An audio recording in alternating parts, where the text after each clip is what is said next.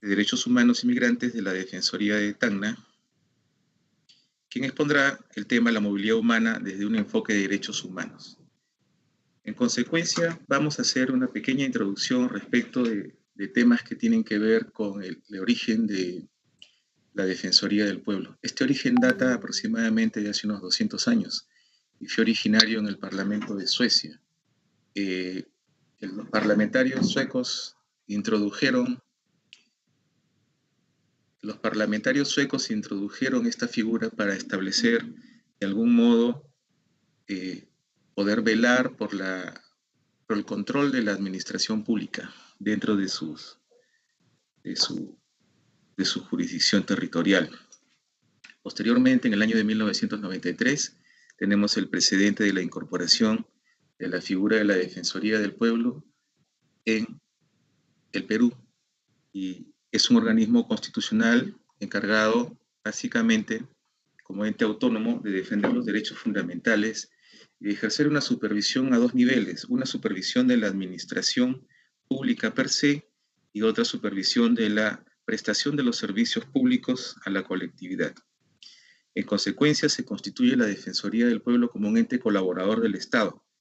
Nosotros atendemos dentro de nuestra línea de acción, en base a nuestra ley orgánica, 3 tipos de ejes temáticos de trámites al interior de nuestra institución. Vemos consultas, petitorios y quejas.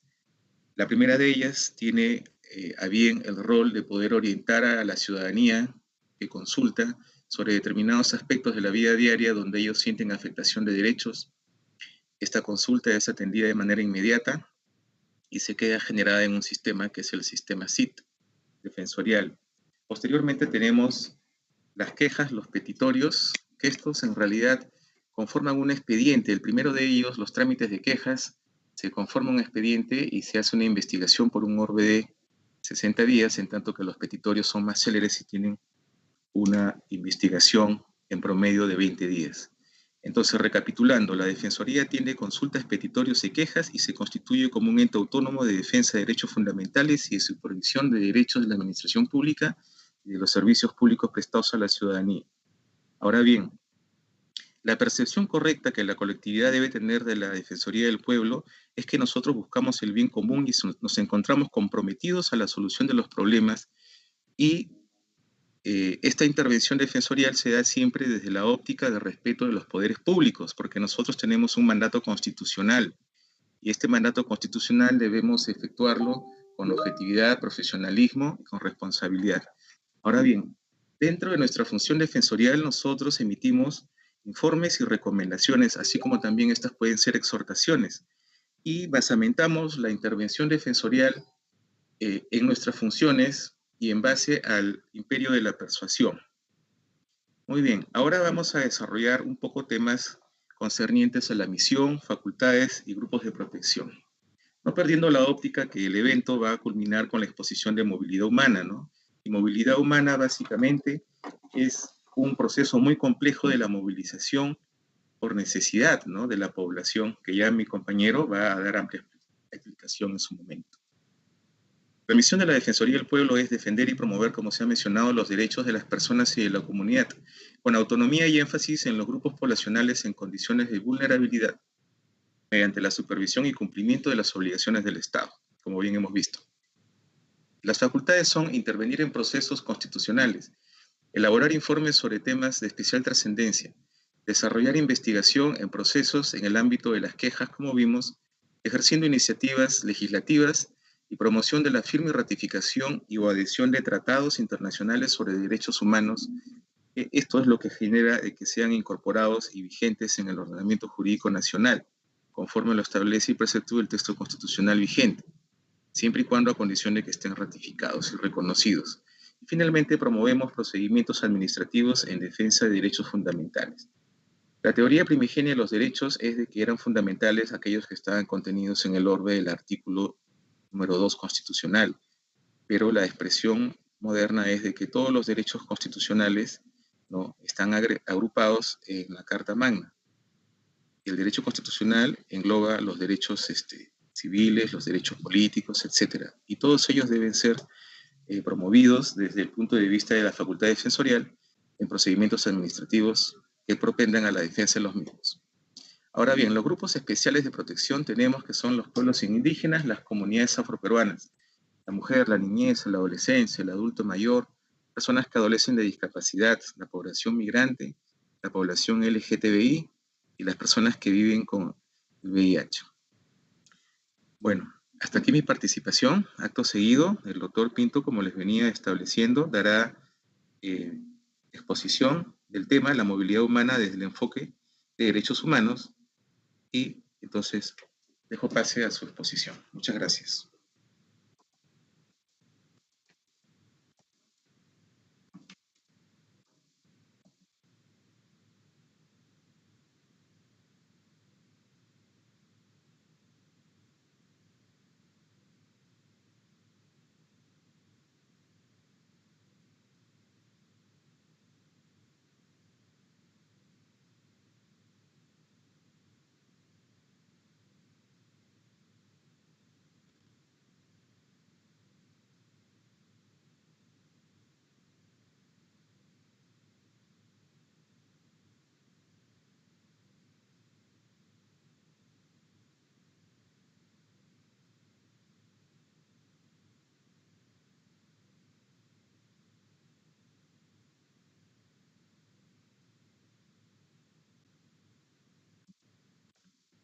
Buenas tardes.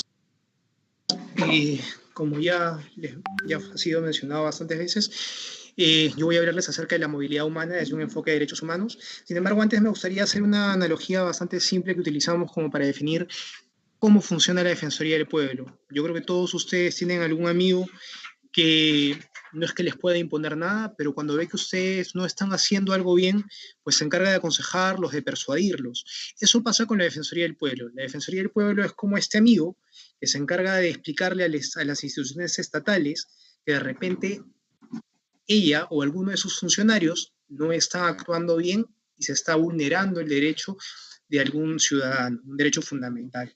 En ese sentido, es que no, al no ser fiscales, no somos jueces, pues no podemos imponer, pero sí podemos persuadir. Entonces, persuadimos sobre todos los temas que ya se han mencionado anteriormente, y uno de ellos es el tema de los migrantes. Por eso es que yo voy a hablarles acerca de la movilidad humana desde un enfoque de derechos humanos, también considerando que mañana se celebra el Día del Migrante. Hay un caso de apertura que quisiera narrarles, y no vamos a pronunciarnos de él al inicio, sino que quiero que lo tengan en mente durante toda la exposición, porque vamos a irlo aclarando en la medida que vayamos conversando sobre este tema. Ustedes son practicantes en un centro jurídico gratuito y reciben el testimonio de la señora María Benita Torres Pérez. Ella manifiesta que cruzó la frontera de manera irregular con su hija Santucita Dos Pesos Torres. Ella es una niña con síndrome de Down, de 3 años de edad, y en la frontera fue intervenida por la policía. Ella solicitó refugio y el policía le preguntó que por qué motivo solicitaba refugio. Y ella contó que había sido víctima de persecución por ser periodista en su país y ser opositora al régimen. Indicó que había sido secuestrada una vez y víctima de tocamientos indebidos por sus captores, miembros de un equipo especial del gobierno de su país. Indica que su esposo y su hijo mayor se encuentran en el país. Ante lo narrado, le indicaron que debía presentar su solicitud de refugio en el Ministerio de Relaciones Exteriores y la dejaron ingresar. Ella, al llegar a la ciudad, intenta ir a la oficina desconcentrada del Ministerio de Relaciones Exteriores, pero al existir la pandemia se da con la noticia de que está cerrada y que están atendiendo a través de la página web. Entra a la página web y esta no funciona. Ella necesita de medios económicos para poder viajar hasta la ciudad donde está su esposo y su hijo, y también para poder alimentarse. Entonces decide empezar a hacer comercio ambulatorio vendiendo paletas. Es intervenida por la policía, quienes le vuelven a hacer todas las preguntas, y explica nuevamente todos los hechos por los que ha pasado, y la policía le dice que se retire, que la van a dejar ir, pero que no se le ocurra vender por la jurisdicción de ellos, que si no van a tener que tomar acciones más fuertes en contra de ella. Entonces, quiero que mantengamos este caso en la mente en la medida que vamos avanzando con el desarrollo de esta que más que una charla, espero que sea una especie de conversación. Entonces, Habiendo presentado este caso de apertura, vamos a mencionar algunos conceptos relevantes. El primero es el de migrante internacional. El migrante es aquella persona que cruza las fronteras de su territorio nacional hacia otro país por diversos motivos. Podemos tener un migrante económico, un migrante trabajador que está yendo por motivos estrictamente laborales, alguien que de repente está migrando por motivos de estudio, por temas familiares, etc. ¿Puede haber un migrante en situación irregular? Sí. Puede ser una persona que de repente ingresó por alguno de los motivos señalados anteriormente y que de repente en migraciones le dieron un plazo determinado. Por ejemplo, yo vengo como estudiante y se me da de plazo, mi curso es un curso corto y me dan de plazo 3 meses. Pero yo decido quedarme y decido quedarme mucho más tiempo. Entonces, ese tiempo excesivo en el que yo permanezco en el Perú, lo voy a estar en una situación irregular. ¿Eso significa que soy un migrante ilegal? No. La palabra migrante ilegal no es correcta. ¿Por qué? Porque la migración irregular no es un delito, es un tema administrativo, es una falta administrativa en todo caso, y el Estado busca que sea regularizada la misma a través de múltiples procedimientos. Entonces, no puede hablarse de migrante ilegal. Tengamos claro eso. La migración irregular no constituye de ninguna forma un acto ilegal porque no es un delito. Pasemos a otro concepto importante, el de personas refugiadas.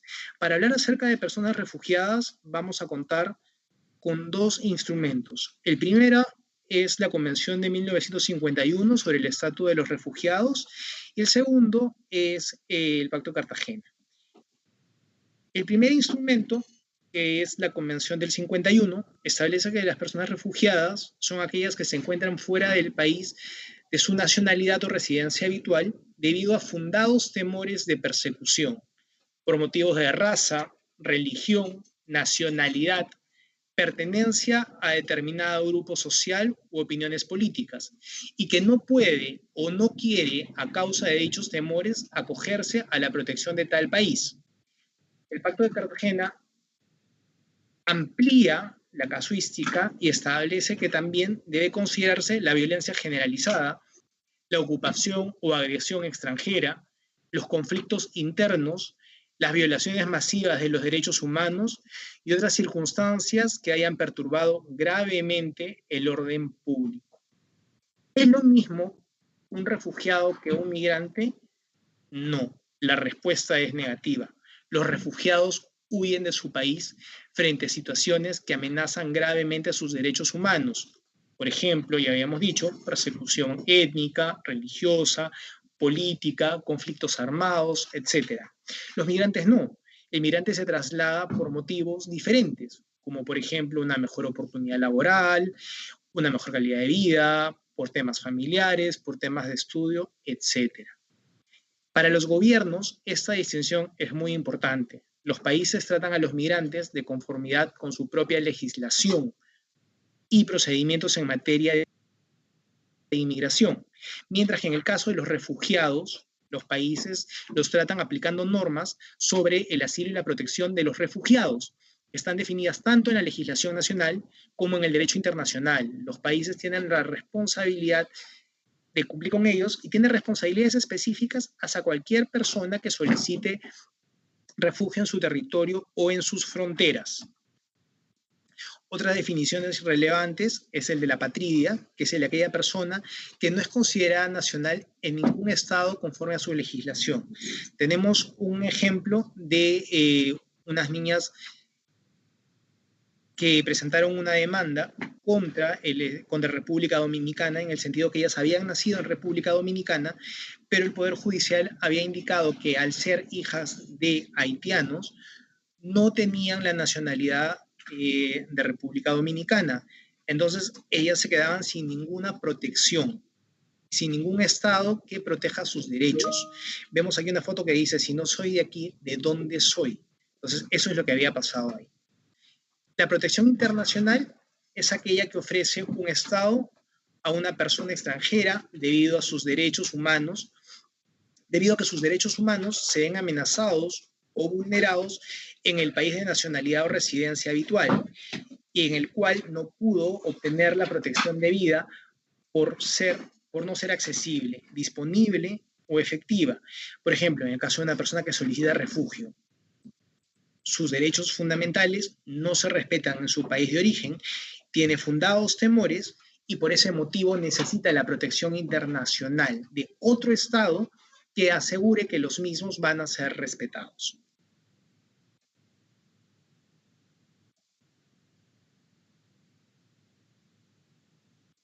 La normativa nacional sobre migración y refugio podemos dividirla en dos grupos.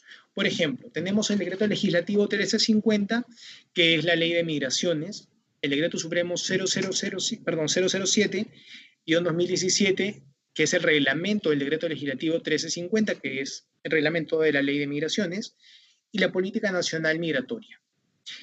También tenemos, respecto al tema de refugio, a la ley 27891, que es la ley de refugiado, y tenemos el decreto supremo número 119-2003, que es el reglamento de la ley de refugiado. Hay que reconocer que antes de que tengamos el decreto legislativo 1350, la normatividad sobre temas migratorios era bastante básica. Incluso por mucho tiempo, la ley anterior no contaba con reglamento. ¿Por qué? Porque era una materia en la cual no había mayor pronunciamiento porque el Perú no era un país receptor de migrantes. El Perú históricamente era un país que enviaba migrantes al mundo, mas no los recibía. Nadie venía a querer venir acá, sino que nosotros, por las diversas crisis que habíamos enfrentado, pues migrábamos para poder vivir mejor, por el tema de terrorismo, por diversos motivos. Vamos a hablar acerca del sistema migratorio peruano. Tenemos dos actores relevantes. Tenemos al Ministerio de Relaciones Exteriores, que tiene dentro del Perú 12 oficinas desconcentradas, considerando que tenemos una ODE en Tacna, y tenemos a la Superintendencia Nacional de Migraciones. La Superintendencia Nacional de Migraciones tiene 13 jefaturas zonales a nivel nacional y también contamos con una en Tacna.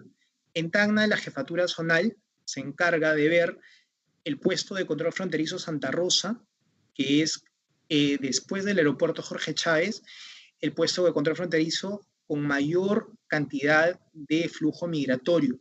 En algunos casos, y en épocas de temporada alta como el verano, muchas veces transitan más migrantes por ese puesto que por el mismo aeropuerto internacional Jorge Chávez. También se tiene al puesto de control migratorio ferrocarril, al puesto de control migratorio aeropuerto internacional Carlos Siriani Santa Rosa y el puesto de control tripartito que no está activo.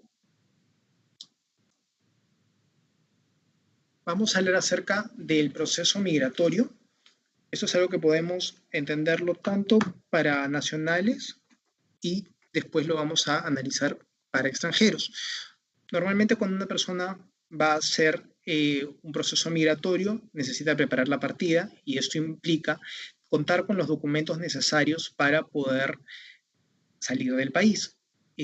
Dependiendo de a dónde uno viaje, va a poder hacerlo a través, por ejemplo, si uno se va a Chile, puede hacerlo con su DNI, lo mismo Argentina, o a distintos países con los cuales el Perú mantiene algún tipo de convenio que les permite viajar con el documento de identidad. Pero hay otros países en los que no, con lo cual tendremos que tramitar un pasaporte. Actualmente la Superintendencia Nacional de Migraciones otorga los pasaportes biométricos, que tienen la particularidad que tienen un microchip.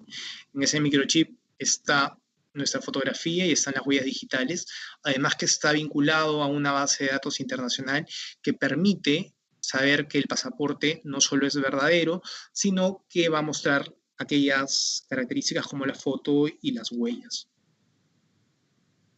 La salida, que tiene que considerarse de repente si es que uno está viajando con menores de edad, las autorizaciones que va a tener que tener. En el caso de menores de edad, se puede viajar con una autorización notarial, consular o judicial, el tránsito, la estadía en el país de destino y el retorno al propio país.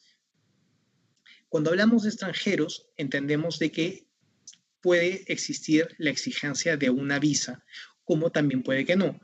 nosotros no solicitamos visas a todos los países, pero hay países a los que sí, por ejemplo, Cuba, China, Pakistán, etcétera.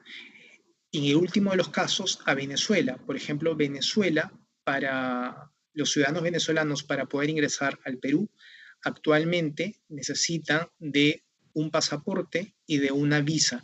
Ellos antes podían ingresar sin visa y podían ingresar con sus cédulas de identidad venezolanas. Sin embargo, hubo un cambio en nuestra política y se estableció esos nuevos requisitos.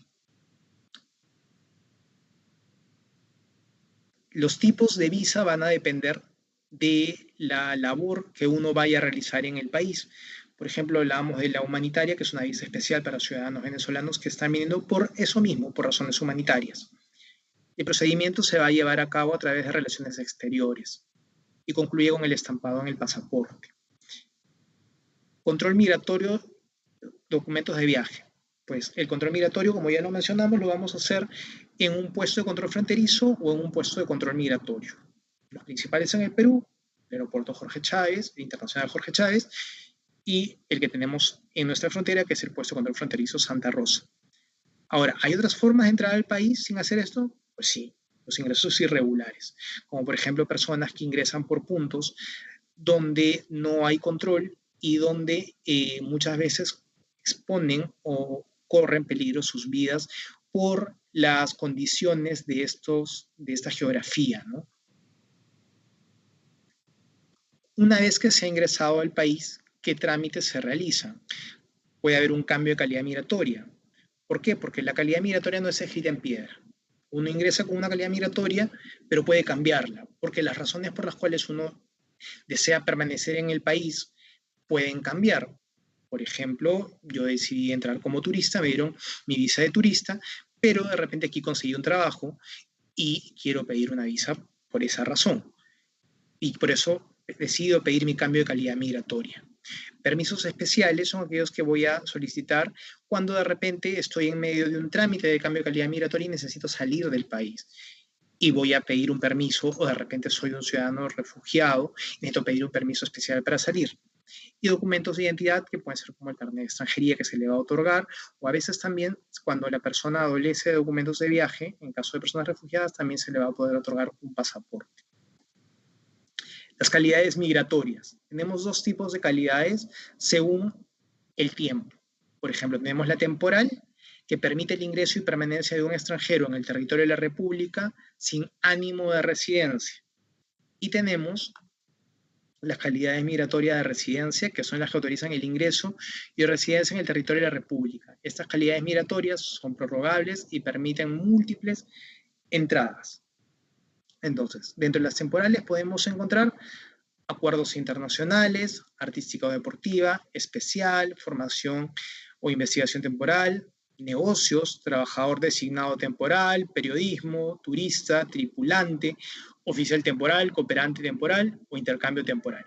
Mientras que en las de residencia podemos encontrar otras como cooperante, designado, formación, religioso, intercambio, inversionista, investigación, trabajador, familiar de residente, humanitaria, rentista, permanente inmigrante, convenios internacionales, consular, diplomático, oficial, familiar de oficial, especial residente y periodista residente. ¿Cuáles son los derechos de los extranjeros? Conforme el artículo 9 del Decreto Legislativo 1350, el Estado reconoce al extranjero el goce y el ejercicio de los derechos fundamentales establecidos en la Constitución Política del Perú, tales como el acceso a la salud, a la educación, trabajo en igualdad de condiciones que los nacionales, acceso a la justicia, entre otros, salvo las prohibiciones y limitaciones establecidas en la norma vigente.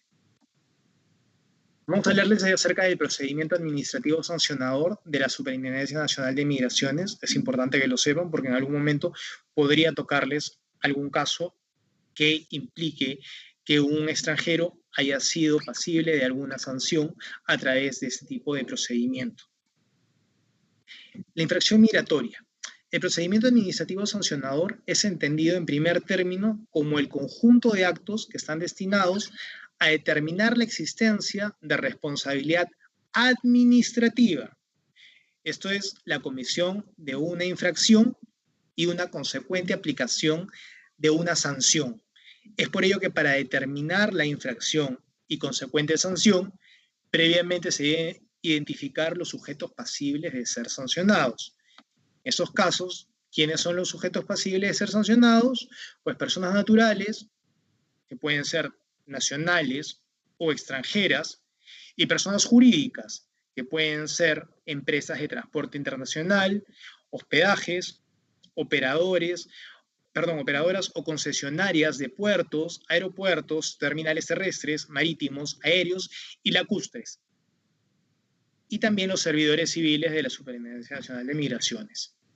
Ahora, ¿qué sanciones y qué conductas son las infractoras?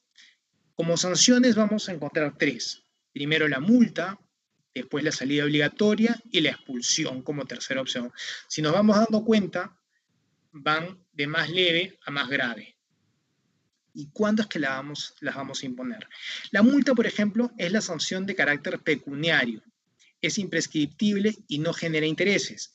Y, por ejemplo, se va a imponer cuando hay un exceso de permanencia, cuando se utiliza más de una nacionalidad para el ingreso, permanencia y salida del territorio nacional, cuando no se actualiza la información del carnet de extranjería, cuando no se solicita prórroga dentro del plazo, cuando no se pagan las tasas o cuando hay que realizar actividades que no corresponden a la calidad migratoria que solicitó. En esos casos se le pone una multa. Nuevamente, es una sanción de carácter pecuniario. Una sanción en el segundo nivel más grave es la salida obligatoria. Esto implica el abandono del territorio nacional y puede conllevar el impedimento de reingreso al Perú hasta por el plazo de 5 años. Eso podemos ver que se aplica cuando se contravienen normas imperativas de salud pública o cuando puede haber sido sancionado por una conducta grave o muy grave en materia ambiental. También vemos, por último, la sanción de la expulsión, que implica el abandono del territorio nacional y conlleva el impedimento de reingreso al Perú hasta por un plazo de 15 años. Esto se puede dar cuando se realizan trámites migratorios mediante la presentación de documentación falsa o haber proporcionado datos que pueden ser falsos también. Por reincidencia en cualquiera de los supuestos de salida obligatoria, por no cumplir con la salida obligatoria, por encontrarse en situación migratoria irregular, por ingresar al país sin realizar el control migratorio pese a tener impedimento de ingreso por salida obligatoria vigente. Es decir, fue sancionado con salida obligatoria, que es el segundo tipo de sanción, y esta persona decide reingresar nuevamente obviando el control migratorio. Atentar contra el patrimonio cultural de la nación, realizar actividades que atenten contra el orden público, el orden interno o la seguridad nacional por un mandato judicial.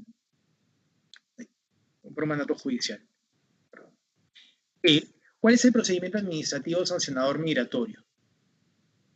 Tenemos como primera parte la investigación preliminar, cuyo objetivo es recabar información y documentación que sustenten el inicio del proceso administrativo sancionador, y esto se logra con un informe policial.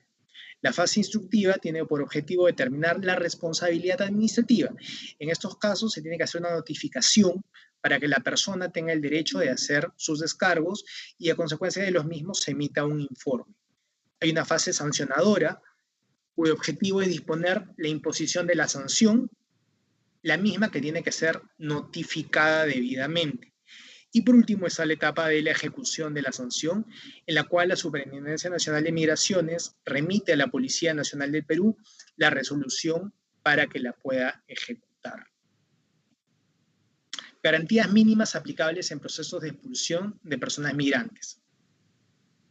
Vamos a tener que entender que la condición migratoria jamás puede servir para excluir a la persona de las protecciones básicas que les otorga el derecho internacional de los derechos humanos. Las personas migrantes, que es parte de un proceso de expulsión, tiene derecho a ser informada, expresa y formalmente de en su contra y de los motivos de la expulsión o deportación. En caso de decisión desfavorable, debe tener derecho a someter su caso a revisión ante la autoridad competente y presentarse ante ella para tal fin. Esta revisión debería tener efectos suspensivos sobre la ejecución de la expulsión. Ser formal y fehacientemente notificada en la eventual decisión de expulsión, que debe estar debidamente motivada conforme a ley. Ahora, vamos a hablar acerca del sistema de refugio en el Perú. Tenemos dos sectores relevantes. Primero, tenemos a la al Ministerio de Relaciones Exteriores, y por otro lado tenemos a la Superintendencia Nacional de Migraciones. Con lo que respecta al Ministerio de Relaciones Exteriores, tendremos a la Comisión Especial para los Refugiados, las oficinas descentralizadas y la Comisión Revisora para los Asuntos de los Refugiados. La Comisión Especial para los Refugiados es aquella que va a tomar en primera cuenta la solicitud de refugio. Y como vamos a ver posteriormente, la Comisión Revisora para los Asuntos de los Refugiados va a servir específicamente para ello, para revisar aquellas resoluciones que sean motivo de una apelación. En el tema, por el lado de la Superintendencia Nacional de Migraciones, tenemos a las jefaturas zonales y a las áreas encargadas de registro migratorio. Decreto Supremo 119/2003, que es el reglamento de la Ley de Refugiado, establece 5 principios básicos que tenemos que tenerlos muy presentes. El principio de la no devolución, ese es el principio más importante. Ninguna persona que solicita refugio puede ser devuelta. Tiene el derecho a ingresar y a explicar su caso ante la Comisión Especial para los Refugiados. No debe permitirse que una persona que solicita refugio sea devuelta, menos en frontera.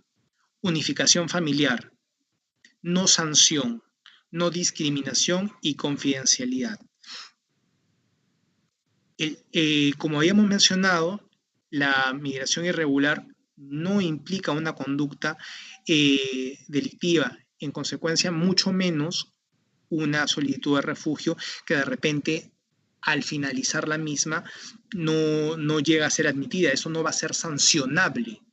Tampoco puede ser motivo de discriminación por ningún motivo, y todo lo que diga ante la Comisión Especial para los Refugiados tiene carácter de confidencialidad. Además que también va a velar por la unificación familiar, porque la persona que solicita refugio va a poder llevar con ella a sus familiares o a aquellas personas que dependan económicamente de él o de ella.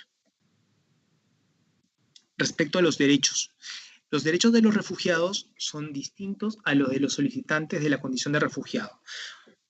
Cuando uno solicita refugio, está en esa condición, en la condición de solicitante de refugio. Todavía no es un refugiado, pero hay que tener presente que el término de refugiado es algo más declarativo que constitutivo. La persona que está solicitando refugio tiene motivos para hacerlo.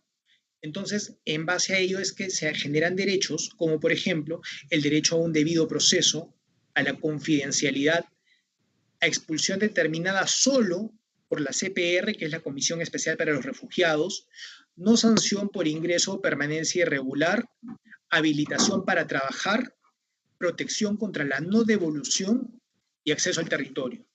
Y en el caso de los refugiados, tenemos que tienen los derechos de todos los extranjeros residentes. Van a gozar de un carnet de extranjería, van a tener una aprobación o una prórroga de su condición migratoria, su calidad migratoria por convenios internacionales. Pueden también otorgárseles documentos de viaje, se facilita la reunificación familiar, la protección contra la no devolución, y la expulsión solamente va a poder ser determinada por la CPR.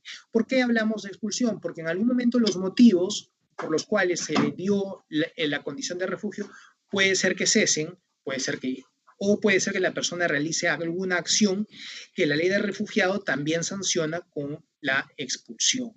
Pero ¿quién puede hacerlo? Solamente la Comisión Especial para los Refugiados, la CPR, nadie más. ¿Cuál es el procedimiento para solicitar refugio? Esto puede hacerlo directamente la persona, es decir, el individuo, también lo puede hacer a través de su representante legal, o lo puede hacer con a través del ACNUR, que es el Alto Comisionado de las Naciones Unidas para los Refugiados, con el consentimiento, obviamente, del solicitante. ¿Ante dónde es que se solicita el refugio?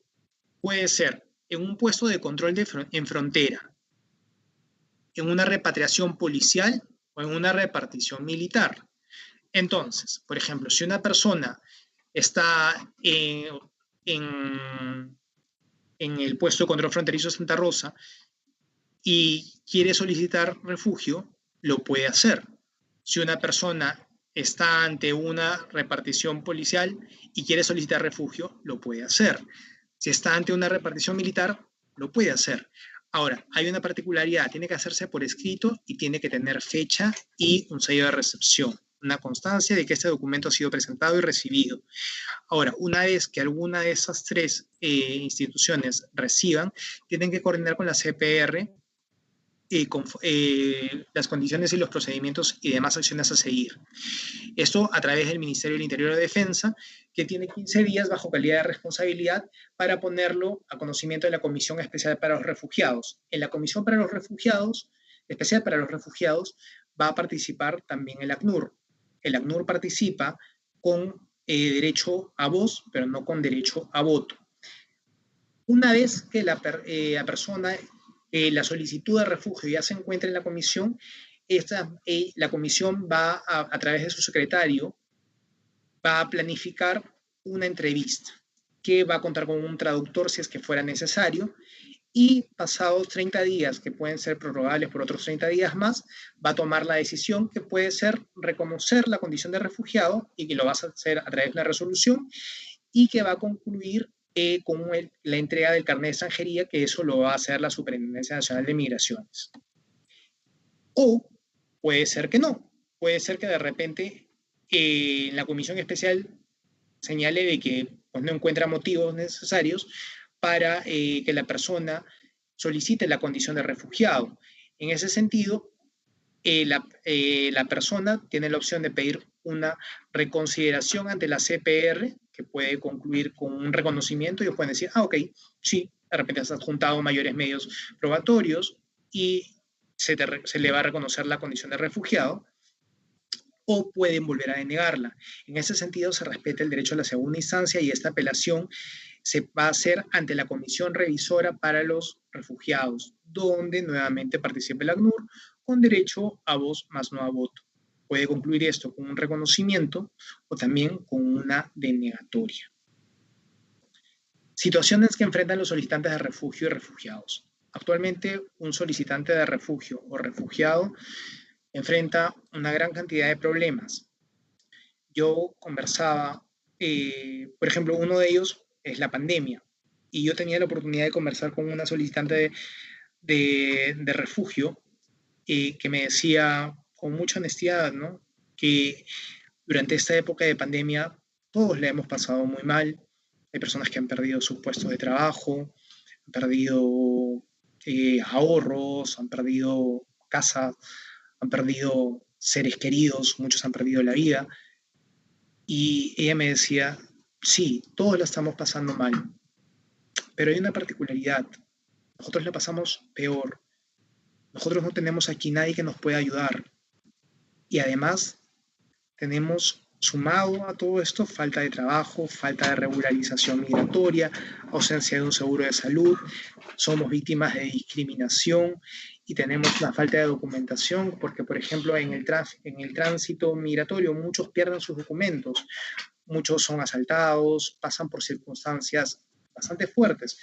Hay un estudio especial sobre mujeres refugiadas o solicitantes de refugio que dentro de su travesía para llegar, porque muchos llegan como caminantes, han pasado por abusos de distintos tipos de poblaciones, tanto por ciudadanos como por miembros de Fuerzas Armadas o policiales. Entonces, cuando entendamos y el tema de refugio, tenemos que ver de que es una persona que es vulnerable por su circunstancia, por la circunstancia que lo obliga a salir de su país, pero que además puede conllevar otras circunstancias que lo vuelven más vulnerable aún. Por ejemplo, personas que viven con VIH, mujeres, personas con discapacidad, etc. Los estándares del Sistema Interamericano de Derechos Humanos en materia de movilidad humana respecto a solicitantes de refugio y refugiados nos permiten ver lo siguiente. Hay acá una dualidad, el derecho a buscar y a recibir asilo. Son dos subderechos, el derecho a buscar asilo y el derecho a recibir asilo. El acceso al territorio, a ingresar, que tú no puedas ser devuelto, y la garantía del procedimiento en la determinación de la condición de refugiado. Tiene que haber un debido procedimiento. Y hay un principio de no devolución, hay una evolución del derecho a solicitar refugio, del derecho internacional de refugio como un derecho humano, y eso es importante tener siempre en cuenta. Hay documentos que es importante que ustedes conozcan, como por ejemplo el documento de solicitante de refugio. Ese es el carnet de solicitante de refugio, que como vemos conlleva la foto de la persona, conlleva sus datos como apellidos, nombre, nacionalidad, nacimiento, emisión y su vigencia. En la parte del reverso va a señalar el tipo de documento con el cual ingresó a Perú y el número del mismo. También lleva un código de barras y un código QR que va a permitir saber si es que es verdadero o falso. Ahora, ¿todos los solicitantes de refugio reciben este documento? No. ¿Por qué? Porque la cantidad de personas que ingresaron al Perú, al menos de migrantes, hablando de migrantes específicamente venezolanos, fue una cantidad tan grande y en tan corto tiempo que logísticamente no se estaba preparado el Estado para poder dar estos documentos de forma ágil y al momento, ¿no? Entonces, lo más probable es que muchos solicitantes de refugio no cuenten con este carnet. Sin embargo, sí van a tener esta autorización de trabajo para solicitantes de condición de refugiado, que esto normalmente es un papel bastante simple, pero les permite trabajar, les permite sacar su RUC ante la SUNAT.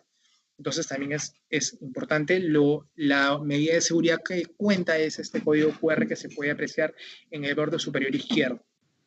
Y también pueden recibir un documento de viaje. En el caso que necesiten salir del país, lo que van a tener que hacer es una autorización, porque se entiende de que estas personas están recibiendo la protección internacional del Perú, porque se encuentran privadas de protección de su Estado y no, de repente no cuentan un documento. En ese caso el Estado les da un documento de viaje, que es este pasaporte, pero sirve con la autorización de viaje. Estamos en una circunstancia especial. Estamos en unos momentos que creo que ninguna persona pensó vivir. Parece surrealista estar viviendo una pandemia. Hemos vivido pues, momentos aún más fuertes. Estamos ante el riesgo de empezar una segunda ola. Y recordamos de que un 15 de marzo se decretó el estado de emergencia y muchos derechos fundamentales fueron levantados, como la inviolabilidad del domicilio, la libertad de tránsito en el territorio y la libertad de reunión. ¿Y qué pasó con el derecho a pedir refugio? ¿Este derecho se suspendió? La respuesta es no. El Decreto Supremo 004 y los demás decretos que han salido posteriormente, en ninguno de los casos han establecido de que el derecho a pedir refugio haya sido suspendido.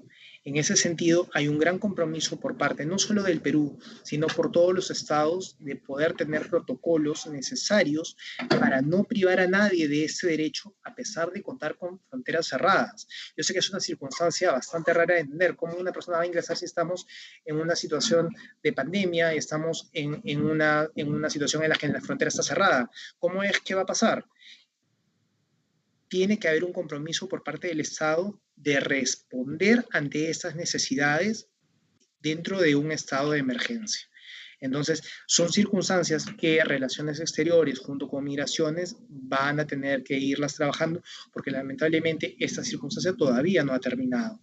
Entonces, es algo que quería dejarles como reflexión y ya habiendo terminado, quería regresar al caso que habíamos expuesto, al caso que les había planteado al inicio de esta señora que solicita refugio solicita refugio en el Perú cuando se la encuentra cruzando de manera irregular la frontera con su pequeña hija con síndrome de Down y la policía le dice que pase, pero que lo pida en el Ministerio de Relaciones Exteriores. Ella va a Relaciones Exteriores aquí, Relaciones Exteriores no está funcionando, la página web no funciona y ella acude al centro jurídico donde ustedes están trabajando porque no sabe qué hacer, no sabe qué puede hacer. Entonces yo quisiera primero dar la opción a través del micrófono para que ustedes me puedan decir qué opciones, perdón, qué derechos ven que se le han vulnerado a esta persona y qué consejo podrían darle después de haber escuchado esta pequeña exposición. Entonces, si alguien quisiera escribirlo en el chat, yo puedo ir leyendo y podemos irlo conversando.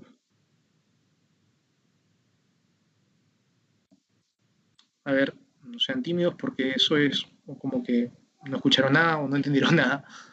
Y me gustaría pensar que sí, porque en realidad es un tema muy importante. El tema migratorio es algo con lo cual ustedes van a vincularse mucho más que generaciones pasadas de abogados. Nosotros antes no teníamos la cantidad de personas que migraban al Perú como ocurre ahora. Entonces es importante que ustedes sepan qué consejos dar y entender qué opiniones pueden brindar ante este tipo de circunstancias. No sé si recuerdan, hace poco hubo un caso de un joven repartidor venezolano que fue víctima de una agresión de una persona que le virtió adjetivos xenófobos y fue una conducta que de repente generaciones anteriores a las de ustedes podríamos recordarlas cuando los peruanos éramos los que emigrábamos a otros países y siempre se decía, se encuentran grupo de peruanos ladrones, grupo de, no sé, una banda criminal que está conformada por tantos ciudadanos peruanos. Entonces, no lo sé. Yo vi un poco sentí un poco esa actitud. Acá José Edgar dice, se vulnera su derecho de refugio, así como la Declaración de Derechos Humanos que está impedido, perdón, que está impedido debido a la pandemia. Ok, sí, es verdad. Hay una vulneración del derecho a solicitar refugio, porque esta persona debió haber sido pasible de presentar su solicitud de refugio ante la policía en la misma frontera donde se intervenía. La policía tenía la obligación de haberle dado todas las facilidades para que pueda presentar su solicitud de refugio y después seguir con todo el trámite que hemos explicado. Ahora, además de eso, hay otro derecho que se le vulnera. Habíamos indicado de que había una confidencialidad y que las personas solamente tenían la obligación de explicar su caso ante la Comisión Especial para los Refugiados, porque entenderán de que lo que pasa a una persona que solicita refugio normalmente involucra circunstancias muy fuertes, y yo no sé si ustedes consideran que pedirle que lo cuente implicaría una revictimización. A ver, Giancarlo pregunta, pero ¿cómo se puede constatar que si es realmente un refugiado y no un migrante? Ya, por las condiciones, porque planteábamos dos cosas, decíamos, un migrante no es lo mismo que un refugiado. Ahora, ¿cómo es que lo sé? ¿Cómo es que el policía lo va a saber? ¿Cómo es que el funcionario de migraciones lo va a saber? ¿Cómo es que el militar lo va a saber? Pues él no lo puede saber, porque no está dentro de sus facultades. Porque quien va a evaluar esto va a ser solamente la Comisión Especial para los Refugiados a través de su secretario. Entonces, por eso mismo es que se le permite el ingreso y esta persona no es devuelta y su caso es estudiado de forma confidencial por el Ministerio de Relaciones Exteriores. Entonces, eso es algo que tenemos que tener presente. No es competencia de estas tres instituciones ver si cumple o no con las condiciones de un refugiado. Eso lo tiene que hacer la Comisión Especial.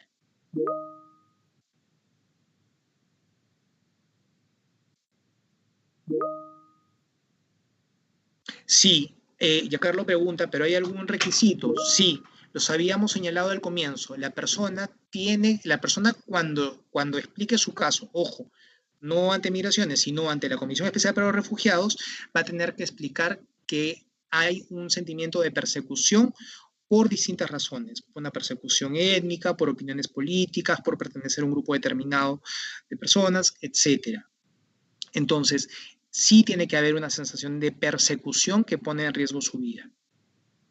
Y eso se puede, y eso muchas veces sí es la comisión lo puede verificar. Por ejemplo, si yo digo, miren que yo he sido periodista y he sido víctima de un secuestro, pues es fácil verificar, ¿no? Ah, miren, busquemos César Pinto, sí, trabajaba en tal periódico, sí, miren, ah, sí, y miren, era opositor al régimen y qué sé yo.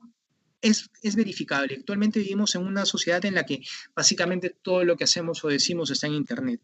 Entonces, no es algo muy complicado. Lo que sí debo decir es de que por la cantidad de personas que se presentan como solicitantes de refugio y la capacidad logística y humana con que contamos para poder hacer este trabajo de verificación, las citas demoran bastante y los pronunciamientos también. Por ejemplo, cuando el Ministerio de Relaciones Exteriores eh, activó la página web para poder separar las citas para solicitar refugio, muchas personas se les daba cita para la entrevista para el año 2022. Entonces, tenemos que tener presente esto. Entonces, ha sido un verdadero gusto participar con ustedes. Teníamos una hora planificada y no queremos dejar de respetar el tiempo que se nos ha otorgado con tan buena predisposición. Agradecerles nuevamente y motivarlos mucho a revisar temas migratorios. Es un área bastante nueva porque, como les decía antes, el Perú no era un país receptor de migrantes. El Perú enviaba migrantes al mundo, pero las condiciones han cambiado. Entonces, ahora somos aquellos que recibimos y tenemos que estar listos para ello. Entonces,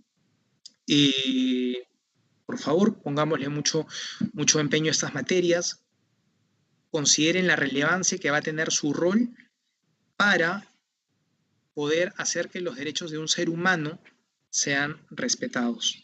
Le agradezco mucho a Enrique y les dejo mi correo electrónico que es cepinto@defensoría.gov.p, donde me pueden hacer llegar las consultas que no hayan quedado claras y con gusto vamos a poder responderlas. Ha sido un verdadero placer. Muchas gracias. Muchas gracias, César.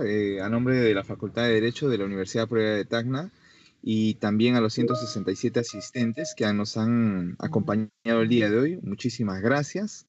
Y a la Defensoría del Pueblo, la O de Tacna, por la noble labor que hacen, ¿no? Desde ya están abiertas las puertas de la facultad para cualquier evento futuro y también los jóvenes de la facultad saben que tienen las puertas abiertas de la Defensoría del Pueblo para cualquier consulta, queja o pedido. Muy bien, buenas tardes, un abrazo a todos.